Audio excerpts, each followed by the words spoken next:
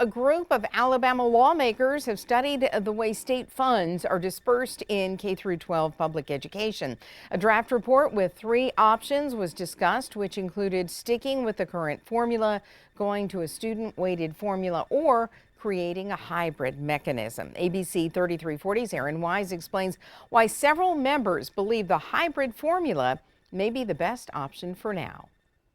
In fiscal year 2024, only 1.2% of the $5.3 billion public K-12 education budget was allocated to fund specific areas such as high-needs special education, English language learning, gifted students, and at-risk students. You have to have an amount to be impactful, and the 1.2% that we're doing now, the 40, 50, 60 million, is not enough to really move the needle like we need to move the needle in Alabama. A hybrid model, meaning the current funding formula mixed with a new one, was well received by several members of the Joint Committee studying education funding. In a hybrid formula, the foundation program would remain. That program funds basic necessities like teacher units based on student population. The formula would also set aside additional money for specific student needs, which would be provided to every school. The current foundation program is $5.58 billion.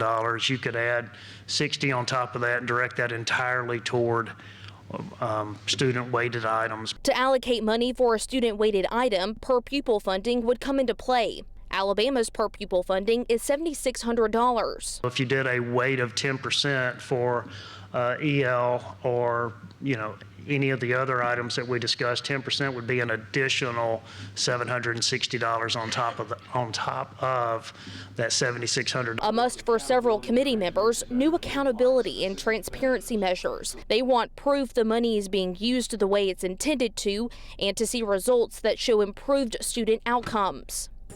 But the accountability and transparency is really critical and important to the success, and we'll have to spend a lot of time on that.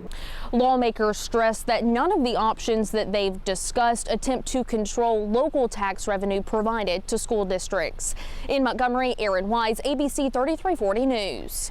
And some changes will be made to the draft report. The goal is for the committee to officially adopt it at the first week of the legislative session, which begins February 4th. The report will be given to both the House and Senate for feedback. Alabama's 39th in per student funding, and the state only allocates a small percentage of specific student needs.